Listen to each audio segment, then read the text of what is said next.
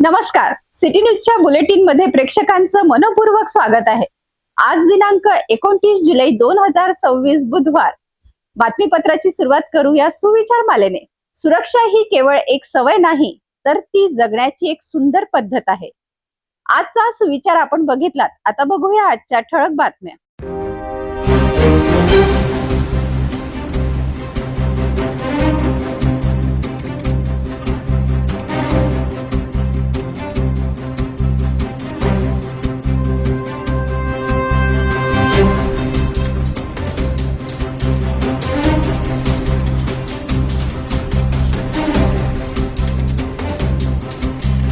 ठळक बातम्या बघितल्यात. आता घेऊया एक छोटासा ब्रेक. शादी और ब्याह की शुरुआत आराधना साड़ी के साथ।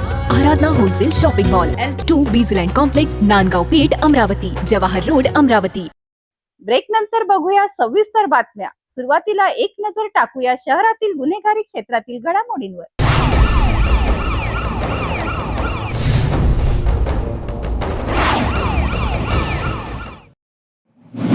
अमरावती शहरातील नागपुरी गेट पोलीस ठाण्याच्या हद्दीत पुन्हा एकदा पोलिसांनी वेगवान आणि धाडसी कारवाई करत हातात शस्त्र घेऊन परिसरात दहशत माजवणाऱ्या आरोपीला काही क्षणात जेरबंद केले आहे. गुलिस्तानगर परिसरात घडलेल्या घटनेनंतर नागरिकांमध्ये भीतीचे वातावरण निर्माण झाले होते. मात्र नागपुरी गेट पोलीस ठाण्याच्या डीबी पथकाने घटनास्थळी धाव घेत आरोपीला ताब्यात घेत मोठा अनर्थ टाळला आहे. अमरावतीतील नागपुरी गेट पोलीस ठाण्याच्या हद्दीतील गुलिस्तानगर परिसरात शेख इम्रान शेख कासम हा हातात शस्त्र घेऊन फिरत नागरिकांमध्ये दहशत निर्माण करत असल्याची माहिती पोलिसांना मिळाली. माहिती मिळताच नागपुरी गेट पोलीस ठाण्याचे डीपी पथक तातडीने घटनास्थळी दाखल झाले. पोलिसांनी परिसराला वेढा घालत आरोपीला शिताफीने पकडले आणि त्याच्या ताब्यातील शस्त्र जप्त केले. या जलद कारवाईमुळे परिसरात निर्माण झालेली भीती दूर झाली असून नागरिकांनीही पोलिसांच्या तत्परतेचे कौतुक केले. या कारवाईनंतर नागपुरी गेट पोलीस ठाण्याचे पोलीस निरीक्षक मनोहर कोटनाके यांनी स्पष्ट इशारा दिला आहे की पश्चिम विभागात अवैध धंदे, एमडी ड्रग्जची तस्करी, अवैध शस्त्र बाळगणारे तसेच गुन्हेगारी प्रवृत्तीच्या व्यक्तीवर सातत्याने कठोर कारवाई केली जाणार आहे. गुन्हेगारांनी वेळेत सुधरावे, अन्यथा पोलिसांकडून कोणालाही सोडले जाणार नाही असा स्पष्ट संदेश पोलिसांनी प्रशासनाला दिला आहे. नागपुरी गेट पोलीस आता पूर्णपणे अलर्ट मोडवर असून शहरातील कायदा आणि सुव्यवस्था बिघडवणाऱ्यांवर धडक मोहीम आणखी तीव्र करण्यात येणार असल्याचे संकेत या कारवाईतून मिळाले आहेत. हातात शस्त्र घेऊन दहशत माजवणाऱ्या आरोपीला नागपुरी गेट पोलिसांनी अवघ्या काही क्षणात जेरबंद करत पुन्हा एकदा आपली तत्परता सिद्ध केली आहे. अवैध धंदे, एमडी ड्रग्ज आणि अवैध शस्त्राविरोधातील कारवाई आता आणखी आक्रमक होणार असल्याचा इशारा स्पष्ट पोलिसांनी दिला आहे. अशाच ताज्या आणि विश्वासार्ह बातम्यांसाठी पाहत राहा सिटी न्यूज.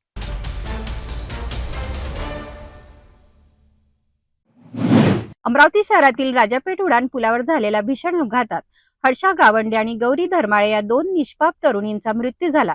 या घटनेने संपूर्ण शहर हादरले असून नागरिकांमध्ये संतापाची भावना आहे. या पार्श्वभूमीवर युवा स्वाभिमान पार्टीच्या वतीने अमरावती जिल्हाधिकाऱ्यांना निवेदन देण्यात आले. यावेळी दिवंगत हर्षा गावंडे आणि गौरी धर्माळे यांना भावपूर्ण श्रद्धांजली अर्पण करण्यात आली.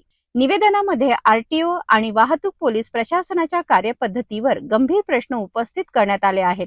विना नंबर प्लेट असलेला ट्रक शहरातील नो एंट्री क्षेत्रात कसा पोहोचला याची उच्चस्तरीय चौकशी करण्यात यावी अशी मागणी करण्यात आली. युवा स्वाभिमानाने संबंधित ट्रकचा मालक आणि चालकावर खुनाचा गुन्हा दाखल करण्याची मागणी केली असून या प्रकरणात निष्काळजीपणा करणाऱ्या अधिकारी आणि कर्मचाऱ्यांवरही कठोर प्रशासकीय आणि कायदेशीर कारवाई करण्याची मागणी केली आहे.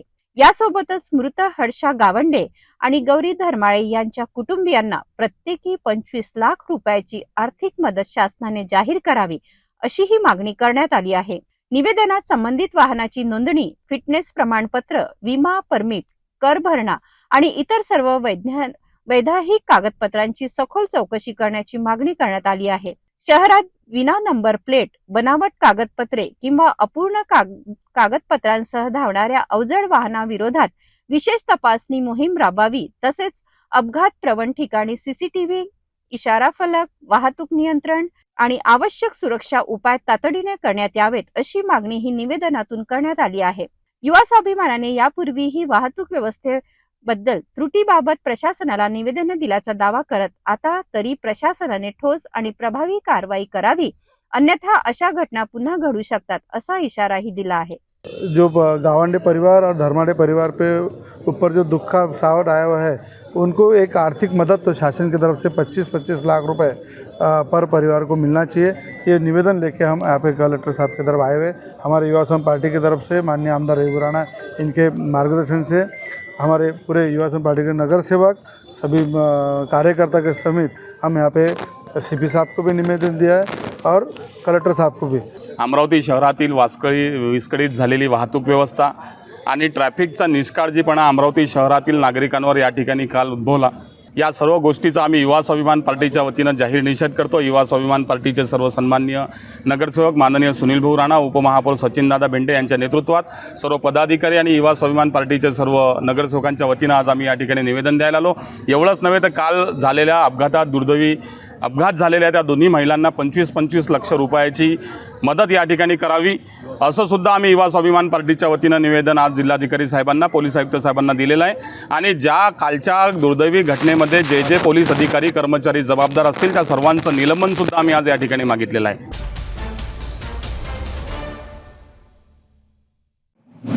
ऑपरेशन कवच अंतर्गत अमरावती ग्रामीण पोलिसांनी अंमली पदार्थ तस्करीवर मोठा प्रहार केला आहे। स्थानिक गुन्हे शाखेचे सहाय्यक पोलीस निरीक्षक सलीम शेख यांना गुप्त माहिती मिळाल्यानंतर अंजनगाव रोडवरील सावळी दातुरा गावाजवळ सापळा रचण्यात आला। याच वेळी MH27AY 7088 क्रमांकाच्या मोटरसायकलवरून येणाऱ्या 2 संशयितांना पोलिसांनी ताब्यात घेतले। झडती दरम्यान पांढऱ्या नायलॉनच्या पोत्यामध्ये तब्बल 5 किलो गांजा आढळून आला। पोलिसांनी 2.5 लाख रुपये किमतीचा गांजा आणि 80,000 रुपयाची मोटरसायकल असा एकूण 3,30,000 रुपयाचा मुद्देमाल जप्त केला। रामनाथ मंगल बेलसरे आणि गणेश राजू झामरकर या दोन्ही आरोपींना अटक करण्यात आली असून त्यांच्या विरुद्ध NDPH कायद्यान्वये गुन्हा दाखल करण्यात आला आहे। या प्रकरणाचा पुढील तपास अमरावती ग्रामीण पोलीस करत आहेत।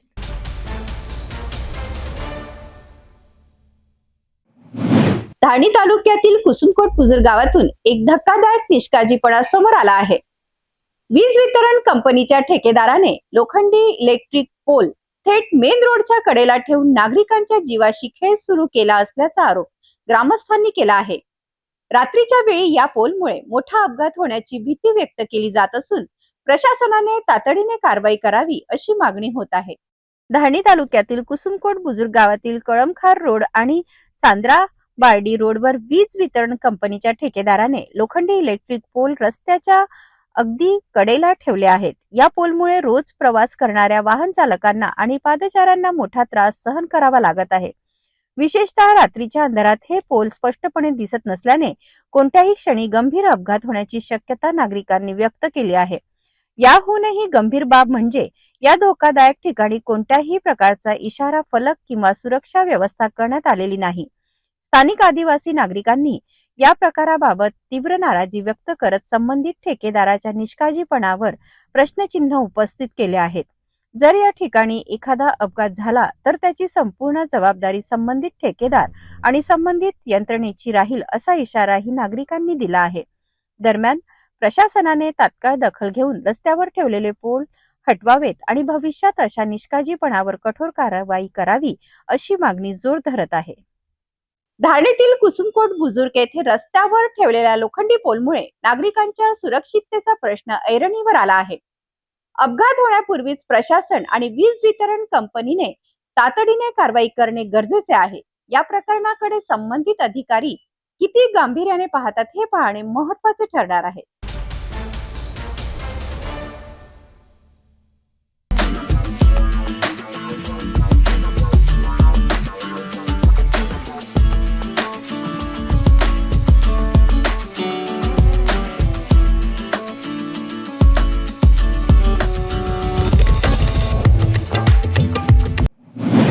नागपुरातील एका मंदिरात घडलेल्या चोरीच्या घटनेने सर्वांनाच हादरून सोडले आहे। मात्र या चोरीची सर्वात धक्कादायक बाब म्हणजे चोरी करण्यापूर्वी चोरांनी देवासमोर कान पकडून माफी मागितली आणि त्यानंतर थेट दानपेटी फोडून रोकड लंपास केली। ही संपूर्ण घटना मंदिरातील सीसीटीव्ही कॅमेऱ्यात कैद झाली असून आता या फुटेजच्या आधारे पोलीस आरोपीचा शोध घेत आहेत. पाहूया हा संपूर्ण रिपोर्ट. नागपूरच्या लकडगंज पोलीस ठाण्याच्या हद्दीतील मालधक्का परिसरातील शीतला माता मंदिरात ही धक्कादायक चोरीची घटना घडली. मंदिराचे पुजारी आणि व्यवस्थापक जितेंद्र पांडे यांनी 27 जुलैच्या रात्री मंदिर बंद करून घरी गेल्यानंतर मध्यरात्री 2 अज्ञात चोरांनी मंदिराचे मुख्य कुलूप तोडून आत प्रवेश केला. मात्र चोरी करण्यापूर्वी दोन्ही चोर देवासमोर उभे राहिले. त्यांनी कान पकडून माफी मागितली आणि काही क्षणातच दानपेट्यांचे कुलूप तोडून त्यातील रोकड चोरून नेली. ही संपूर्ण घटना मंदिरात बसवण्यात आलेल्या सीसीटीव्ही कॅमेऱ्यात स्पष्टपणे कैद झाली आहे. दुसऱ्या दिवशी सकाळी पुजारी मंदिरात पोहोचले असता मुख्य दरवाजाचे कुलूप तुटलेले दिसले.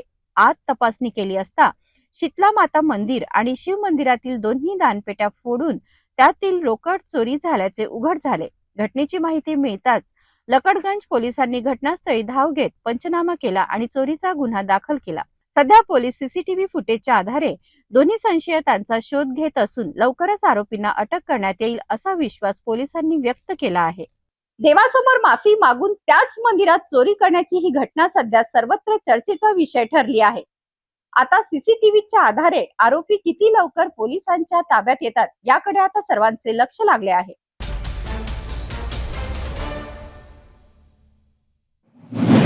नागपुरातून समोर आली आहे प्लॉट खरेदी करणाऱ्यांसाठी मोठी धक्कादायक बातमी.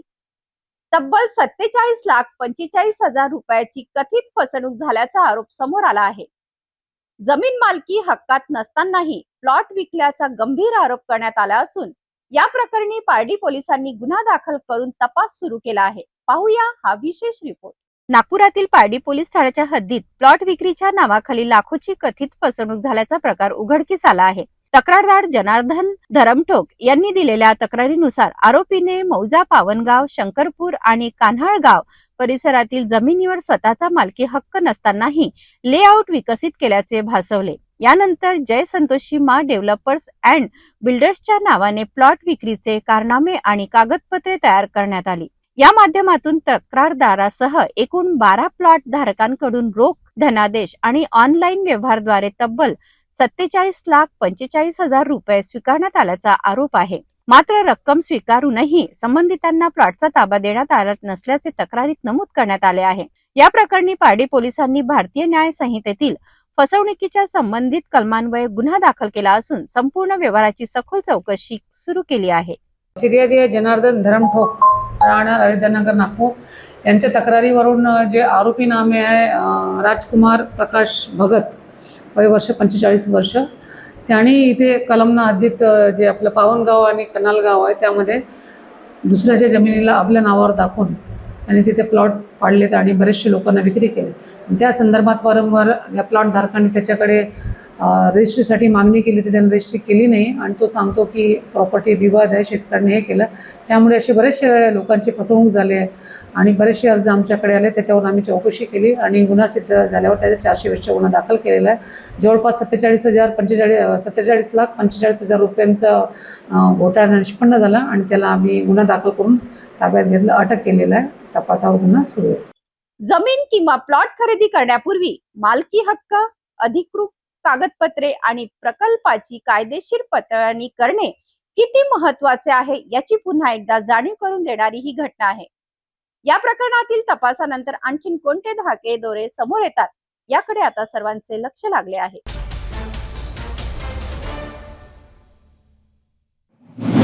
नागपुरात वाहन चोराविरोधात कळमना पोलिसांनी मोठी कारवाई करत 3 सराईत आरोपींना अटक केली आहे. पोलिसांनी आरोपींकडून तब्बल 1,80,000 रुपयाच्या 3 चोरीच्या दुचाकी जप्त केल्या असून वाहन चोरीचे 3 गुन्हे उघडकीस आणण्यात यश मिळाले आहे. नेमकी काय आहे ही संपूर्ण कारवाई पाहूया या रिपोर्ट मधून. कळमना पोलीस ठाण्याच्या गुन्हे प्रकटीकरण पथकाने नियमित पेट्रोलिंग दरम्यान संशयास्पद दुचाकीची तपासणी केली. चौकशी दरम्यान वाहनांच्या कागदपत्रांबाबत समाधानकारक माहिती न मिळाल्याने पोलिसांनी अधिक तपास केला. तपासात संबंधित दुचाकी या चोरीच्या असल्याचे निष्पन्न झाले. त्यानंतर पोलिसांनी एक विधी संघर्षग्रस्त बालकासह जुनेद उर्फ जुनेद असरार खान, मोहम्मद साजिद आणि पियुष उर्फ गड्डा निमजे या तिघांना ताब्यात घेऊन अटक केली. आरोपींकडून हिरो स्प्लेंडरच्या 2 आणि बजाज पल्सर NSची एक अशा एकूण 3 चोरीच्या दुचाकी जप्त करण्यात आल्या. या वाहनांची एकूण किंमत सुमारे 1,80,000 रुपये असल्याचे पोलिसांनी सांगितले. तपास दरम्यान कळमना पोलीस ठाण्यात दाखल असलेल्या 3 स्वतंत्र वाहन चोरीच्या गुन्ह्यांचा उलगडा झाला. आरोपी हे सराईत गुन्हेगार असल्याचेही तपासात समोर आले असून त्यांच्या इतर गुन्ह्याबाबतही पोलीस तपास करत आहेत. ही कारवाई नागपूर शहर पोलीस आयुक्ताच्या मार्गदर्शनाखाली कळमना पोलीस ठाण्याचे वरिष्ठ पोलीस निरीक्षक प्रवीण काळे आणि गुन्हे प्रकटीकरण पथकाने यशस्वीपणे पार पाडली. पेट्रोलिंग करीत असताना त्यांना विदाऊट नंबर प्लेटच्या गाड्या चेक करत होते. त्यावरून त्यांना एक गाडी मिळून आली. त्यानंतर त्यांनी त्या गाडीचा तपास करून गोपनीय माहितीच्या आधारे एक विधी संघर्षित बालक आणि एक आरोपी नामे मोहम्मद साजिद मोहम्मद सलीम राहणार ताजबाग तसेच जुनेद अख्तर खान वय 19 वर्ष राहणार ताजबाग या दोघांना ताब्यात घेतले आणि त्या 3 आरोपींच्या ताब्यातून 3 वाहने जप्त करून 3 वाहन चोरीचे गुन्हे उघडकीस आणलेले आहेत. पकडलेले दोन्ही आरोपी जे ताजबागचे आहेत ते रेकॉर्डवरील गुन्हेगार आहेत. ताजबागला राहणारे आहेत. त्यांचा रेकॉर्ड आहे. डीबी पार्टी गजानन राऊत यांच्या नेतृत्वात पेट्रोलिंग करीत असताना त्यांना मिळालेली गोपनीय माहिती आणि विदाऊट नंबर प्लेट वाहनांच्या चेकिंग मोहिमेदरम्यान हे गुन्हे उघडकीस आलेले आहेत. एकूण 3 गाड्यांची किंमत 1,25,000 रुपयाचा मुद्देमाल जप्त करण्यात आलेला आहे. अधिक तपास सुरू आहे. चोरी करण्याचा उद्देश म्हणजे यांना जे दैनंदिन जीवनात जे शॉक लागलेले आहे ते शॉक पूर्ण करण्यासाठी हे आरोपी चोऱ्या करतात. ताजबागमधून येऊन त्यांनी इकडे चोरी केलेली होती. गोपनीय माहिती CCTV फुटेज याच्या आधारे हे गुन्हे उघडकीस आणलेले आहेत. कळमना पोलिसांच्या सतर्कतेमुळे वाहन चोरीच्या 3 गुन्ह्याचा उलगडा झाला असून चोरीच्या दुचाकीही जप्त करण्यात आल्या आहेत. या आरोपींकडून आणखीन काही गुन्ह्याचा उलगडा होण्याची शक्यता पोलिसांनी व्यक्त केली आहे. या प्रकरणातील पुढील तपास सुरू आहे.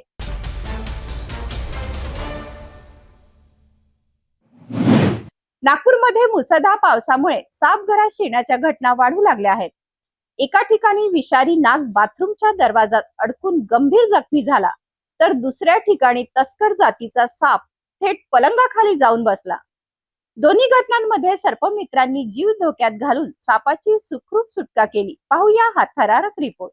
नागपुरातील पिपळ फाटा परिसरातील सह्याद्री सिमेंट जवळ राहणाऱ्या मिथुन लेंडे यांच्या घरी ही घटना घडली. दुपारच्या सुमारास त्यांच्या आई बाथरूम मध्ये जात असताना दरवाजामध्ये काहीतरी अडकलेले दिसले. जवळ जाऊन पाहताच विषारी नाग दरवाजात अडकलेला असल्याचे लक्षात आले आणि घरातील सर्वांचीच धावपळ उडाली. मिथुन लेंडे यांनी तात्काळ सर्पमित्र शुभम पराळे यांच्याशी संपर्क साधला. अवघ्या काही मिनिटात घटनास्थळी पोहोचलेल्या शुभम पराळे यांनी अत्यंत काळजीपूर्वक बचाव कार्य सुरू केले. नाग दरवाजात घट्ट अडकल्याने त्याला बाहेर काढण्यासाठी दरवाजाच काढावा लागला.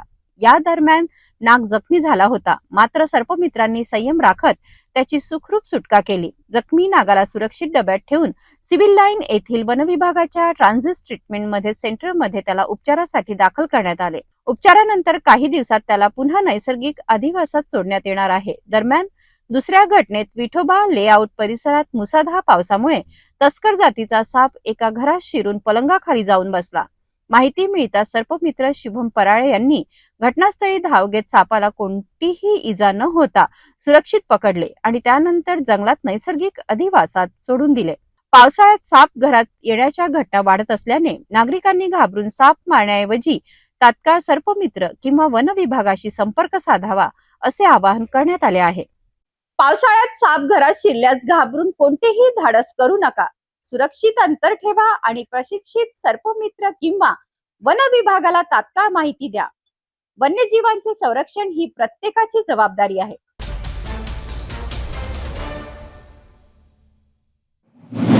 नागपूरमध्ये किरकोळ वादाने हिंसक वळण घेतले असून एका 60 वर्षीय कामगारावर लोखंडी रॉडने जीवघेणा हल्ला करण्यात आला आहे. या हल्ल्यात कामगार गंभीर जखमी झाला असून पारडी पोलिसांनी आरोपी विरोधात गुन्हा दाखल करून तपास सुरू केला आहे. पाहूया हा सविस्तर रिपोर्ट. नागपूरच्या पारडी पोलीस ठाण्याच्या हद्दीत ही धक्कादायक घटना घडली. भवानीनगर येथील रहिवासी आणि टिंबरमध्ये काम करणारे 60 वर्षीय नंदकिशोर कृष्णराव हेडाऊ हे नेहमीप्रमाणे कामावर असताना आरोपी अमित राठोड याने त्यांच्याशी वाद घातल्याचा आरोप आहे. घरात का येतोस अशी विचारणा करत पुन्हा घराजवळ दिसलास तर परिणाम भोगावे लागतील अशी धमकी आरोपींनी दिल्याचे तक्रारीत नमूद करण्यात आले आहे. यानंतर वाद वाढत गेला आणि संतापलेल्या आरोपीने काम सुरू असतानाच नंदकिशोर हेडाऊ यांच्या डोक्यावर लोखंडी रॉडने जोरदार वार केला. या हल्ल्यात ते गंभीर जखमी झाले. जखमींना तातडीने भवानी रुग्णालयात दाखल करण्यात आले असून त्यांच्यावर उपचार सुरू आहेत. घटनेची माहिती मिळताच पारडी पोलिसांनी घटनास्थळी धाव घेत आरोपी विरोधात गुन्हा नोंदवला असून हल्ल्याचे नेमके कारण आणि पुढील तपास सुरू आहे. बरोबर आहे. पारडी ठाण्याअंतर्गत आरोपी आणि जे फिर्यादी आहे त्यामध्ये आम्ही 324 दाखल केलेले आहे. ते दोन्ही एकाच ठिकाणी काम करतात. आरोपीची वय जवळपास 60 वर्षे आहे. नाव आहे त्यांचं नंदकिशोर हेडाऊ आणि आरोपी आहे अमित राठोड. हे दोघे एकाच ठिकाणी काम करत असताना त्यांचं म्हणजे गोष्टी करताना काहीतरी त्या मजाक करताना त्यांनी एक लाकडी दंडा मारला. त्याच्यामुळे हेड इंजुरी झाली. आपण मेडिकलला जखमीला पाठवलं आणि मेडिकल रिपोर्टवरून त्याच्यात 324 दाखल केलेला आहे. तपास सुरू आहे. बरोबर आहे. जखमी जे त्यांनी जेव्हा आपल्याला सांगितलं तेव्हा त्यांनी चुकीनं लोखंडी रॉड सांगितलं. त्याचं नाव आहे नंदकिशोर हेडाऊ, वय 60 वर्ष, राहणार पारडी. त्यानंतर जेव्हा आपण घटनास्थळ गेला, घटनास्थळ पंचनामा केला आणि जप्त केला आपण, तेव्हा तो लाकडी दंडा निघाला. त्यामुळे लोखंडी रॉड नसून ते लाकडी दंडाने मारलं होतं आणि ते सिंपल इंजुरी आली त्यामुळे. आणि जो आरोपी आहे त्याचे कुठला रेकॉर्ड नाही आहे, तो त्याच्यासोबत तिथेच काम करतो. 324 दाखल करून गुन्हा तपासावा. किरकोळ वादातून थेट जीवघेणा हल्ला झाल्याने परिसरात एकच खळबळ उडाली आहे. पोलीस या प्रकरणाचा अधिक तपास करत असून या घटनेबाबतचे प्रत्येक अपडेट आम्ही आपल्यापर्यंत पोहोचवत राहू. पाहत रहा सिटी न्यूज.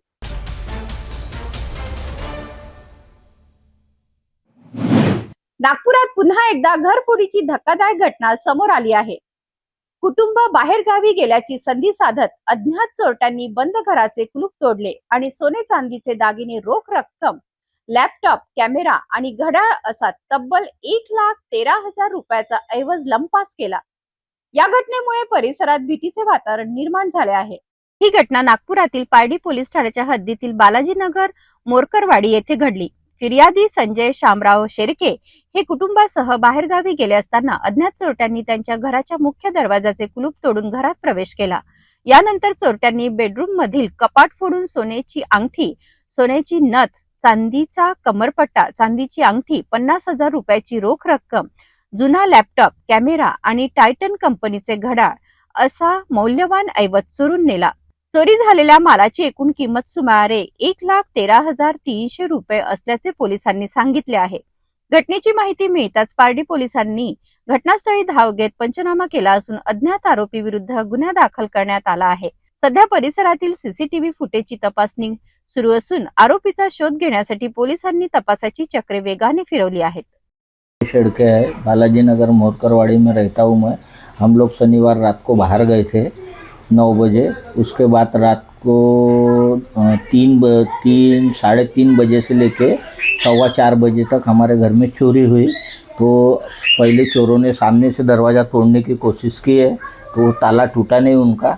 तो फिर बाद में पीछे के गेट से दोनों दरवाजे फोड़े उन्होंने और चोरी की है। चोरी में एक सोने की अंगूठी गई, कान की बाली गई और लड़के के 70-75 हज़ार रुपये गए। और मेरे रूम का, मेरे बच्ची की डॉक्यूमेंट की बैग चोरी हुई और मेरे लॉकर के पैसे चोरी हुए और कुछ सामान चोरी हुआ बच्चों का। तो हमारा निवेदन है कि ये हमारे बस्ती में 4-5वीं चोरी है और कुछ हो नहीं रहा है। जिसके घर में ताला देखे वो ताला टूट रहा है। तो पहाड़ी पुलिस स्टेशन से ये निवेदन है कि इन चोरों को पकड़ो और मेरा जो चोरी गया हुआ माल है वो हमको बरामद कर देना चाहिए। नागपुरात बंद घरांना लक्ष्य करणाऱ्या चोरट्यांचे धाडस पुन्हा एकदा समोर आले आहे. त्यामुळे नागरिकांनी घर बंद ठेवताना अधिक सतर्क राहण्याची गरज व्यक्त केली जात आहे. या प्रकरणातील आरोपींना पोलीस कधी जेरबंद करतात याकडे आता सर्वांचे लक्ष लागले आहे.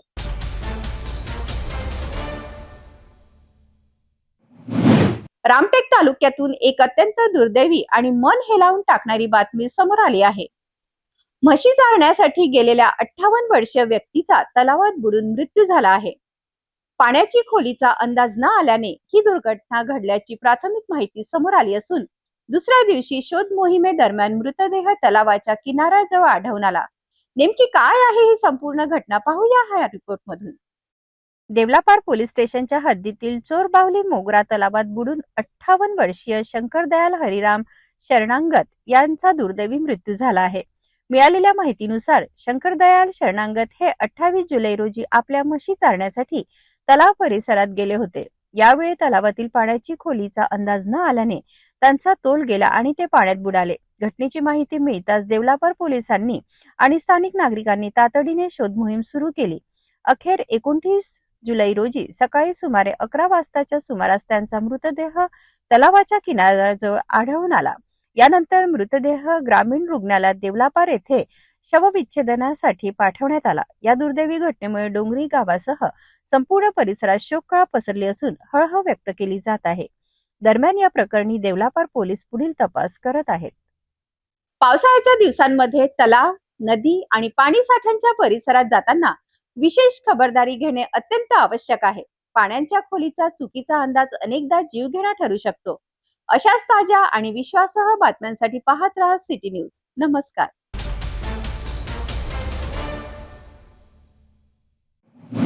ज्ञानगंगा अभयारण्यात आता व्याघ्र संवर्धनाच्या नव्या पर्वाची सुरुवात झाली आहे. काही महिन्यांपूर्वी दाखल झालेल्या धुरंधर या नर वाघाला आता एलिना या मादी वाघिणीची साथ मिळाली आहे. ताडोबा अंधारी व्याघ्र प्रकल्पातून एलिनाचे यशस्वी स्थलांतर करण्यात आले असून या जोडीमुळे ज्ञानगंगा अभयारण्यात नैसर्गिक व्याघ्र प्रजननाला मोठी चालना मिळणार आहे. आमचे प्रतिनिधी गजानन राऊत यांचा बुलढाण्यातून हा खास रिपोर्ट. बुलढाणा जिल्ह्यातील ज्ञानगंगा अभयारण्याच्या इतिहासात सुवर्णाक्षरांनी नोंद होईल असा क्षण आज अनुभवाला मिळाला. ज्ञानगंगा अभयारण्यात काही महिन्यापूर्वी आणण्यात आलेल्या धुरंधर या नरवाघाला आता एलिना या मादी वाघिणीची साथ मिळाली आहे. ताडोबा अंधारी व्याघ्र प्रकल्पातील मोहर्ली रेंजमधून एलिना या वाघिणीचे अत्यंत काळजीपूर्वक आणि यशस्वी स्थलांतर करण्यात आले. यामुळे ज्ञानगंगा अभयारण्यात नैसर्गिक व्याघ्र प्रजननाचा मार्ग मोकळा झाला आहे. जानेवारी महिन्यात सुमारे 35 महिन्यांचा PKCT1 हा नर वाघ ज्ञानगंगा अभयारण्यात दाखल झाला होता. 6 महिन्यांच्या कालावधीत त्याने येथील वातावरणाशी उत्तम प्रकारे जुळवून घेत स्वतःचा स्थिर अधिवास निर्माण केला. स्थानिक नागरिकांनी प्रेमाने त्याला धुरंधर असे नाव दिले. आता धुरंधरच्या साथीला एलिना दाखल झाल्यामुळे वन विभागाच्या व्याघ्र संवर्धन मोहिमेला मोठे यश मिळाल्याचे मानले जात आहे. या उपक्रमाचा उद्देश केवळ 2 वाघांना एकत्र आणणे नसून ज्ञानगंगा अभयारण्यातील जैविक विविधता वाढवणे, नैसर्गिक व्याघ्र प्रजननाला चालना देणे, वन परिसंस्था अधिक सक्षम करणे आणि भविष्यातील वन्यजीव संवर्धनासाठी मजबूत पाया तयार करणे हा आहे. वन्यजीव अभ्यासकांच्या मते धुरंधर आणि एलिनाची यशस्वी जुळवणी झाल्यास ज्ञानगंगा अभयारण्यात वाघांच्या नव्या पिढीचे आगमन होऊ शकते. त्यामुळे बुलढाणा जिल्ह्याची ओळख राज्यातील महत्त्वाच्या व्याघ्र अधिवासांमध्ये अधिक भक्कम होणार आहे. याचबरोबर वन्यजीव पर्यटनालाही मोठी चालना मिळण्याची अपेक्षा व्यक्त केली जात आहे. धुरंधर आणि एलिनाच्या आगमनामुळे संपूर्ण बुलढाणा जिल्ह्यात आनंदाचे वातावरण असून ही जोडी आता सर्वांच्या आकर्षणाचा केंद्रबिंदू ठरत आहे. ज्ञानगंगा अभयारण्यात धुरंधर आणि एलिनाची जोडी भविष्यात व्याघ्र संवर्धनाचे नवे पर्व लिहिणार का, याकडे आता संपूर्ण राज्याचे लक्ष लागले आहे. वन्यजीव संवर्धनासाठी हा उपक्रम मोलाचा दगड ठरेल अशी अपेक्षा व्यक्त केली जात आहे.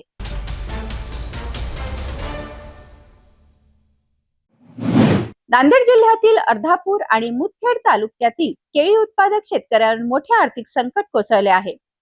काही दिवसांपूर्वी 3000 रुपये प्रति क्विंटल पर्यंत पोहोचलेले केळीचे दर आता थेट 800 ते 1200 रुपयांवर घसरले आहेत.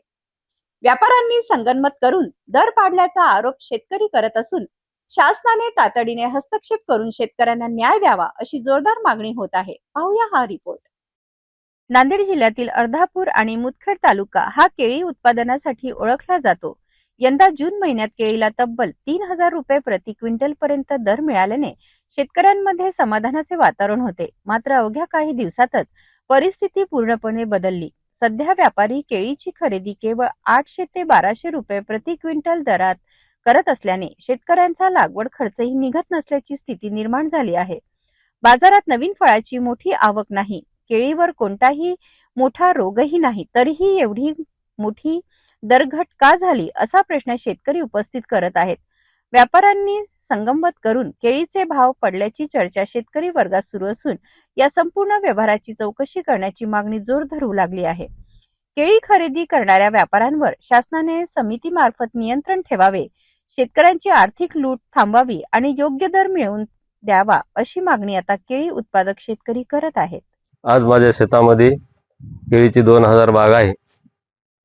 जूनच्या पहिल्या आठवड्यामध्ये भाव व्यवस्थित होते, जवळपास सरासरी 3000 पर्यंत होते. तर आता यावर्षी पावसाचं बी काही नुकसान नाही, कुठलं रोगराई नाही, कुठल्याच प्रकारचं काय नसून या व्यापारी लोकांनी भाव कुठं आणून ठेवलेले आहेत, 1000-1200वर आणलेले आहेत. तर आज कुठंतरी हे थांबायला पाहिजे. योग्य जे भाव आम्हाला भेटायला पाहिजे, सरासरी 3000 रुपये तरी भेटायला पाहिजे. व्यापाऱ्यांनी पूर्ण एकता करून भाव कमी केलेले आहेत.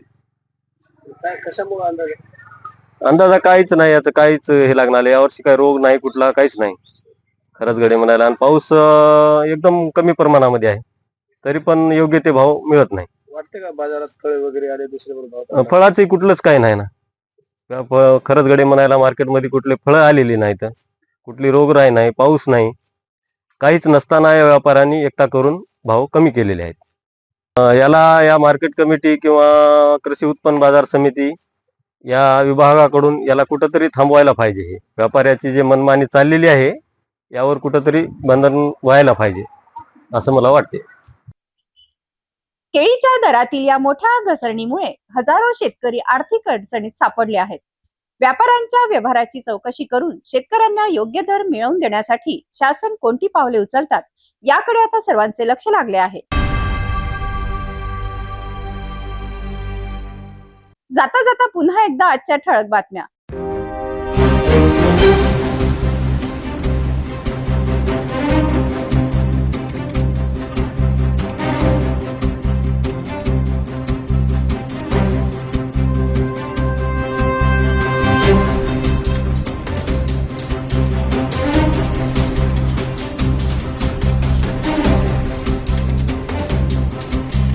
आपण आता सिटी न्यूज चॅनल आपल्या टीव्हीवर सुद्धा बघू शकता.